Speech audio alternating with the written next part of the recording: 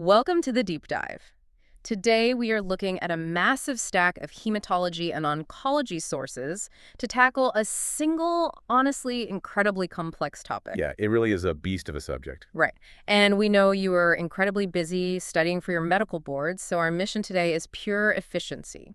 We are taking all of this dense source material and distilling it down to the absolute must-know diagnostic criteria. Exactly. We want to hit the core pathophysiology and the exact complication management strategies. Right, for both alpha and beta thalassemia. It's actually a phenomenal topic for a board review because, well, thalassemia forces you to understand the fundamental mechanics of the human body. Yo, absolutely. To really get, you have to look at genetics, bone marrow dynamics, endocrinology, and even like evolutionary biology. Exactly. And to start, I want to give you a mental model for what is actually going wrong inside the bone marrow of a patient with thalassemia. I love a good mental model. Right. So imagine a massive, highly efficient factory that makes shoes. Its entire purpose is to box up perfect pairs, one left shoe and one right shoe. Okay, I'm with you. Now imagine the machine that manufactures the right shoes suddenly breaks down. But the left shoe machine, it just keeps right on running, churning out thousands and thousands of left shoes. Which are completely useless on their own. Exactly. Pretty soon, those useless left shoes are piling up, spilling out of the bins, jamming the conveyor belts, and eventually they literally start causing structural damage to the factory floor. That is just the perfect way to visualize it. I mean, if you take away just one central concept from all these sources today, making this unbalanced globin synthesis is the absolute hallmark of thalassemia. It's the root of the whole problem. Right. It is the proximate cause of everything else that goes wrong. Normal adult hemoglobin is a tetramer. It needs a precise 1-to-1 balance of 2 alpha globin chains and 2 beta globin chains. So the left and right shoes. Exactly. When that balance is lost, you don't just have a shortage of functional hemoglobin, you have a highly toxic accumulation of the leftover unpaired parts. But before we get into the molecular weeds of how those leftover parts destroy the cell, we really have to talk about the evolutionary why. Oh, the malaria connection. Yeah, because the epidemiology here is staggering. The data estimates that between 1% and 5% of the entire global population carries a thalassemia mutation. Yeah, and in some specific locales, a majority of the population carries it. Right, which makes you wonder, why would a genetic mutation that causes such devastating disease become so incredibly common? Well, it all comes down to survival and natural selection. Carrying a single mutated thalassemia gene, meaning you were a heterozygote, actually offers significant protection against severe forms of Plasmodium falciparum malaria. That's wild. How does that even work? The exact mechanism is fascinating. The mild oxidative stress and altered membrane properties in these slightly thalassemic red blood cells, it actually makes the cellular environment incredibly inhospitable for the malaria parasite to replicate. So it just can't survive in there. Right. So in tropical and subtropical regions where malaria has historically been endemic, like the Mediterranean parts of Asia and the Middle East, this mutation provided an immense survival advantage. Okay, so that explains the global distribution. But let's zoom in on the exact microscopic mechanisms, starting with beta thalassemia. Let's do it. If I'm looking at alpha thalassemia, the sources indicate it's almost entirely caused by massive gene deletions. So I would assume beta thalassemia works the exact same way, right? Like huge chunks of the beta globin gene just getting wiped out. Actually, no. And that is a major differentiator for your exams. Oh, really? Yeah. While alpha is a game of deletions, beta thalassemia is primarily a game of point mutations. We are usually talking about single nucleotide changes, not large deletions. Wait, so just a single letter change in the DNA code shuts the whole factory down? It really can. And the specific location of that point mutation dictates how severe the disease will be. For example, you might have a point mutation in the promoter region of the gene. And what does that do? It just reduces the rate of transcription, leading to a mild reduction in beta chains, which we call beta plus thalassemia. But if you have a point mutation at the splice sites, the areas where introns are supposed to be spliced out of the mRNA, the body produces complete garbage mRNA. Yikes. So no functional beta chains at all. Right. Or you might have a nonsense mutation that introduces a premature stop codon. In those cases, absolutely zero beta globin is produced from that allele, resulting in severe beta-zero thalassemia. Okay, so bringing it back to the shoe factory, we have a point mutation. The beta parts, the right shoes stop coming down the line. Exactly. But the alpha parts, the left shoes, are still being produced at 100% capacity. They pile up. What does that pile up actually do to the cell? Well, alpha chains are incredibly unstable, without a beta partner to bind to. Because they're unstable, these unpaired alpha chains literally You precipitate. just fall out of solution. Yes, they clump together and fall out of solution right there inside the developing erythroblast in the bone marrow. And I am guessing a giant clump of precipitated protein inside a developing cell is highly toxic. Extremely toxic. These precipitated alpha chains generate reactive oxygen species. They cause severe lipid oxidation, effectively destroying the cell membrane from the inside out. So the cell just dies before it even does its job. Right. This leads directly to the death of the erythroid precursors right there in the bone marrow before they can even mature into actual red blood cells. And that's what the sources call ineffective erythropoiesis. Exactly. Ineffective erythropoiesis is the primary driver of the profound anemia in severe beta thalassemia. But the body is resilient. Some of those damaged red blood cells have to manage to escape the bone marrow and make it into the bloodstream. What is their fate? The ones that do escape are battered. They have reduced deformability and abnormal structural proteins exposed on their outer membranes. And the spleen spots that immediately? Oh, instantly. When these damaged cells try to squeeze through the tight filtration cords of the splenic macrophages recognize them as defective and just consume them. So they get destroyed on both ends. Exactly. So Yeah. you have a dual mechanism of anemia, profound ineffective erythropoiesis in the marrow, combined with heavy extravascular hemolysis in the spleen. That makes complete mechanistic sense. So let's talk about diagnosing this on the wards. The sources mention we're moving away from the old terms like major, intermediate, and minor. Yeah, the modern clinical classification is focused purely on whether the patient is transfusion dependent or non-transfusion dependent. Right. But for the board exams, identifying the heterozygous carrier state, the beta thalassemia trait, that's a massive focal point. Yes, it is. And the lab profile for beta thalassemia trait is iconic. These patients usually have very mild or no anemia, but their complete blood count will show microcytic hypochromic erythrocytes. So their cells are small and pale. Exactly. But the absolute critical diagnostic key, the thing that confirms it, is an elevated level of hemoglobin A2, typically between 4 and 6%. Let's unpack the why behind that, because memorizing facts is hard, but understanding systems is easy. Why does hemoglobin A2 go up? It is a compensatory mechanism. Hemoglobin A2 is made of 2 alpha chains and 2 delta chains. Oh, delta chains. Right.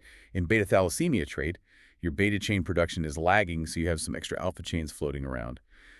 To prevent those extra alphas from precipitating and causing the toxicity we just talked about, the body slightly upregulates delta chain production. I see. So the delta chains pair up with the excess alpha chains, creating hemoglobin A2. You got it. And as a massive flashing neon sign for anyone taking a medical exam, always rule out iron deficiency first. Always. Iron deficiency is by far the most common cause of microcytic hypochromic anemia. Right, because if you run a hemoglobin electrophoresis on an iron-deficient patient, their HbA2 might actually be artificially lowered. You have to verify normal iron stores before you can confidently diagnose beta thalassemia trait. Exactly. And we need to discuss what a peripheral blood smear looks like in the more severe forms of the disease. The visual presentation is chaotic. The sources mention marked anisocytosis and poikilocytosis. Right, which just means a huge variation in cell size and a variation in cell shape. But the two highest yield findings for the exams are target cells and nucleated red blood cells. I always thought target cells were fascinating. They literally look like little bullseyes on the slide. What is actually happening physically to make them look like that? It is a problem of surface area to volume ratio. Yeah. Because hemoglobin production is so poor, the actual volume of the red blood cell drops significantly. But the membrane stays the same size. Exactly. The cell membrane surface area stays relatively normal, so you have a deflated balloon. The excess membrane bunches up in the center of the cell, creating a dark central spot of hemoglobin surrounded by a pale ring. Making it look like a target. Right. As for the nucleated red blood cells, that is simply the bone marrow panicking. Just pushing things out before they're ready? Exactly. The anemia is so severe that the marrow starts pushing out immature nucleated red blood cells, just trying to get some kind of oxygen-carrying capacity into the blood. Okay, so the pathophysiology leads directly to the diagnostic labs. That is perfectly logical. But knowing the diagnosis is only half the battle, right? Oh, absolutely. Managing the fallout is the real clinical challenge. Because, as the sources point out, treating this disease creates an incredibly dangerous secondary problem. The primary treatment for severe anemia is regular blood transfusions. But humans don't have a physiological pathway for excreting excess iron. We really don't. So over years of transfusions, massive amounts of toxic iron accumulate in the organs. It is a devastating paradox. Every single unit of packed red blood cells contains roughly 200 to 250 milligrams of iron. The body uses what it needs, but the rest just deposits into tissues, causing massive oxidative damage. I want to test a hypothesis here. If the iron overload comes from the transfused blood, then a patient with non-transfusion-dependent thalassemia, someone whose anemia isn't quite severe enough to need regular transfusions, they should be completely safe from iron overload, right? It is completely logical to think that, but it is entirely incorrect. And examiners love to test this exact misconception. Wait, really? Yeah, even in non-transfusion-dependent thalassemia, the patient is at extremely high risk for iron loading. Wait, how is that possible if they aren't getting the iron pumped into their veins? It goes back to that ineffective erythropoiesis. The bone marrow is frantically trying to make red blood cells, but they keep dying. Right, the panicking marrow. Exactly. This massive, ineffective erythroid expansion causes the developing erythroblasts to secrete a hormone called erythroferrone. And erythroferrone travels to the liver and forcefully suppresses hepcidin. Ah, and hepcidin is the master regulator of iron absorption. Precisely. Hepcidin normally acts as the brakes, stopping the intestines from absorbing too much iron from your diet. So when erythroferrone suppresses hepcidin, the brakes are completely removed. Exactly. The gut starts absorbing maximum amounts of dietary iron day after day, year after year. The body is essentially tricked into thinking it is profoundly iron deficient because the anemia is so severe. So it hoards every milligram of iron it can find. Yep. So the iron floods the bloodstream regardless of whether they are getting transfused. And because it's circulating in the blood, I imagine the highly vascular organs take the biggest hit. Let's trace that cascade, starting with the most critical organ, the heart. The heart is incredibly sensitive to free iron toxicity. The iron deposits right into the myocardium, interfering with electrical conduction and contractility. Which leads to heart failure. Right. It leads directly to congestive heart failure and fatal arrhythmias, which remains the leading cause of death in these patients. For your exams, you absolutely must know how we monitor this. We use a T2-star MRI. T2-star. How does that actually measure iron? Well, iron is highly paramagnetic. When it accumulates in the tissues, it actually distorts the local magnetic field during the MRI scan, causing the signal to decay faster. Oh, wow. Yeah, the T2-star MRI measures that decay rate, giving us a highly accurate, non-invasive quantification of exactly how much iron is sitting in the heart and the liver. That is brilliant. Okay, so the blood leaves the heart and supplies the endocrine system. The glands are incredibly vascular. What happens there? The iron mimics calcium, entering the endocrine glands through calcium channels and causing irreversible oxidative damage. It aggressively targets the anterior pituitary gland, which disrupts gonadotropin production. And that causes issues with puberty, right? Yeah, exactly. Yeah. It causes delayed puberty and hypogonadism in a massive percentage of patients. It also deposits heavily into the beta cells of the pancreas, destroying their ability to make insulin. Which directly causes secondary diabetes mellitus. Right. It can also knock out the parathyroid and thyroid glands. This cascading damage is just wild. What about the skeletal system? The sources mention that osteoporosis occurs in up to 50% of patients. Is the iron directly attacking the bones? It is the two-front war on the skeletal system. First, remember that the bone marrow is desperately expanding, trying to create more space to produce red blood cells. Right, the marrow expansion. This massive marrow expansion literally thins the cortical bone from the inside out, causing severe structural weakness. Second, the iron toxicity we just talked about causes hypogonadism. Oh, and you need sex hormones for bone health. Exactly. Without adequate sex hormones like estrogen and testosterone, which are crucial for maintaining bone density, the bones become dangerously osteoporotic. Because the marrow is expanding and the spleen is expanding. Wait, let's talk about the spleen. The spleen enlarges massively, causing splenomegaly because it is constantly working overtime to filter out all those damaged red blood cells. Yes, and an enlarged spleen is not just uncomfortable, it is hemodynamically dangerous. How so? A massive spleen requires a massive blood supply, which traps a huge volume of red blood cells and artificially increases the patient's total plasma volume. This volume overload feeds right back into the heart. Directly worsening the congestive heart failure. Exactly. So if the spleen is destroying the red blood cells faster than we can transfuse them, and it is causing heart failure, the obvious surgical solution is a splenectomy. Just take it out. But that introduces a new nightmare, doesn't it? It really does. If you perform a splenectomy, the patient's risk of severe thromboembolism skyrockets. Wait, why clots? I always associate the spleen with immunity, not coagulation. It is about filtration. Remember those damaged, oxidized red blood cells leaking out of the marrow? Their damaged membranes are highly prothrombotic. Oh, and normally the spleen filters them out immediately. Right. If you remove the spleen, millions of these procoagulant, damaged red blood cells continue to circulate freely in the bloodstream, triggering the coagulation cascade and causing deep vein thrombosis and pulmonary embolisms. That's terrifying. And as you mentioned, without a spleen, they lose their primary defense against encapsulated bacteria, so they require lifelong prophylactic penicillin and targeted vaccines. Since these complications are so widespread and devastating, we need to move into management.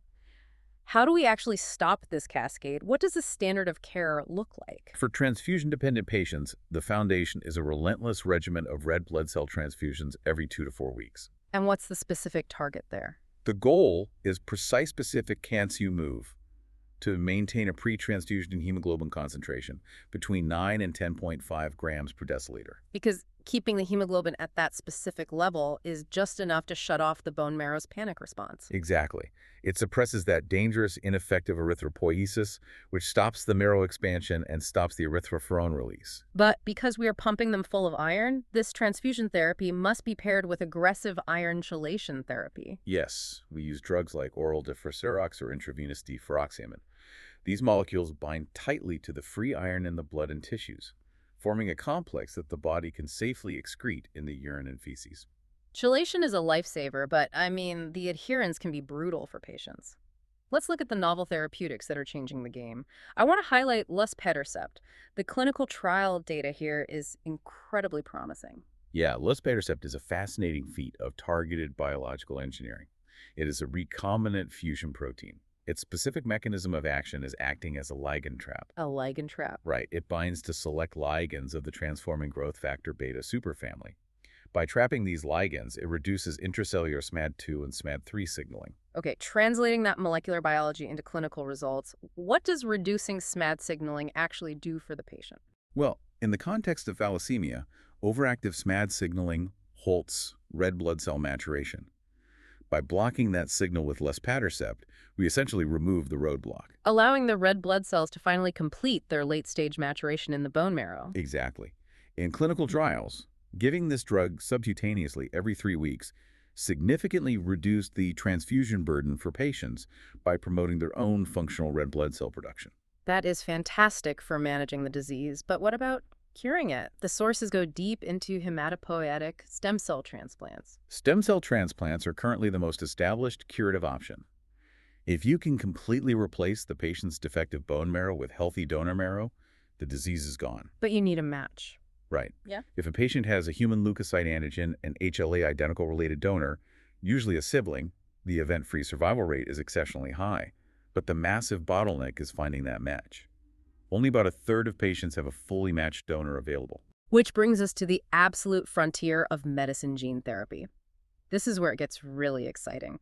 Instead of relying on a donor, we are fixing the patient's own cells. It really is the future. Let's break down the 2 approved ex vivo gene therapies. The first one uses a lentiviral vector. If I understand this correctly, we aren't exactly fixing the Bruin beta gene, we are inserting a completely new one. Correct. The lentiviral approach takes the patient's own stem cells out of their body and uses a modified virus to insert a functional but altered beta-globin gene into their DNA. And what's the specific mutation they use? It inserts a gene with the beta T87Q mutation.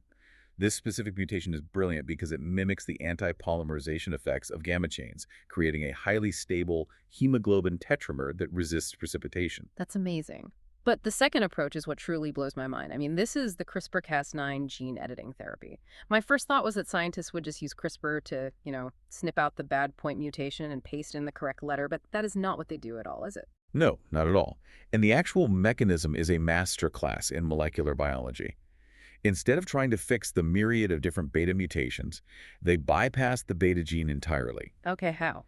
They use CRISPR molecular scissors to target and disrupt an enhancer region for a gene called BCL11A. Wait, why BCL11A? What does that gene do? Right, so BCL11A is a repressor protein. When you are a fetus, you don't use beta globin. You use gamma globin to make fetal hemoglobin, which is highly efficient. Because you're getting oxygen from the placenta. Exactly.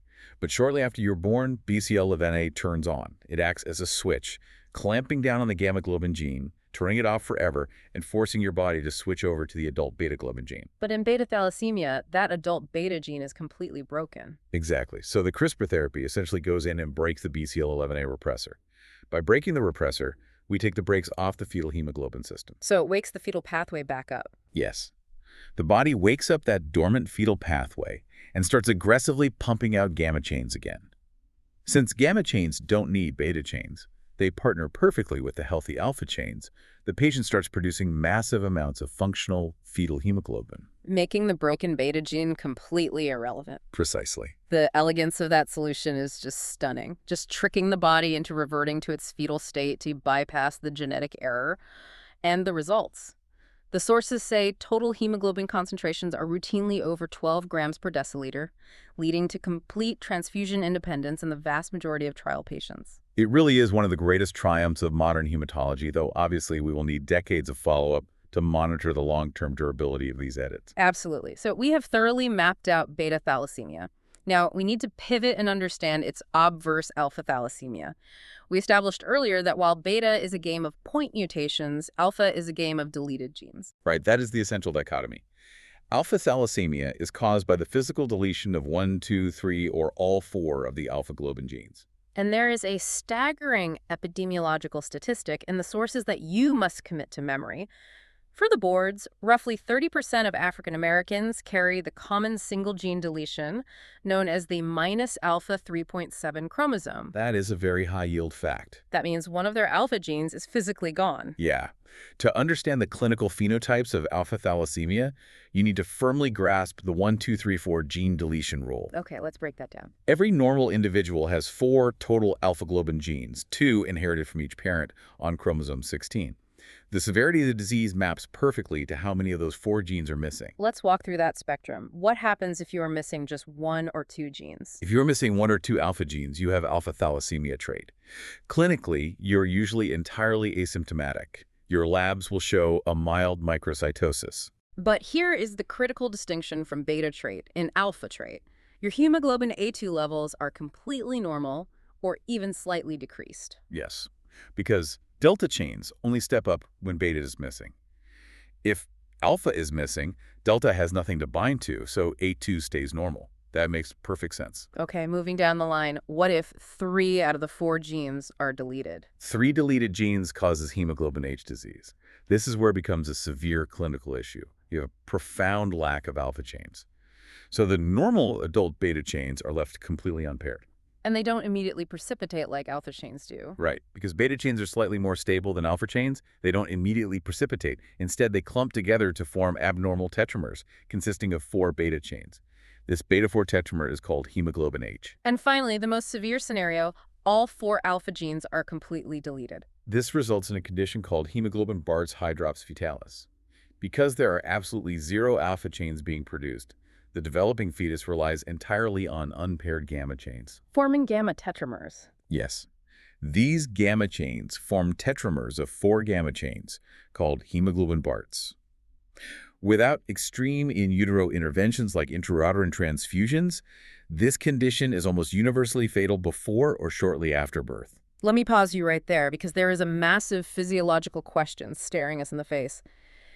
If hemoglobin H is just a bundle of normal beta chains and hemoglobin Barts is just a bundle of normal gamma chains, wait, why are these tetramers so phenomenally useless at keeping a patient alive? It is one of the most frequently tested concepts in hematology physiology. The issue isn't that they can't carry oxygen. The issue is their oxygen affinity. Okay, explain that. Normal hemoglobin exhibits cooperativity and the Bohr effect. It binds oxygen tightly in the lungs, but readily releases it when it encounters the acidic, hypoxic environment of your tissues. And knows when to let go. Exactly. But hemoglobin H and hemoglobin Barts lack that cooperativity. They have an extremely high, almost pathological affinity for oxygen. They grab onto the oxygen molecules in the lungs, but when they travel out to your starving tissues, they absolutely refuse to unload it. So the oxyhemoglobin dissociation curve is shifted radically to the left. Yes. You could have a bloodstream full of hemoglobin H carrying oxygen, but your tissues will still die of hypoxia because the hemoglobin won't share.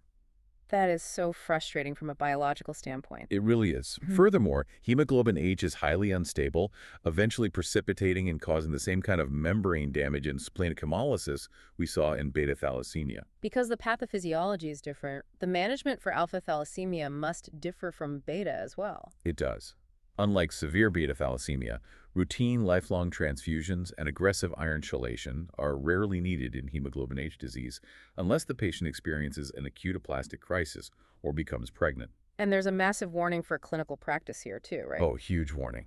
Because these alpha trait and hemoglobin H patients present with microcytic anemia, clinicians constantly misdiagnose them with iron deficiency and prescribe heavy iron supplements.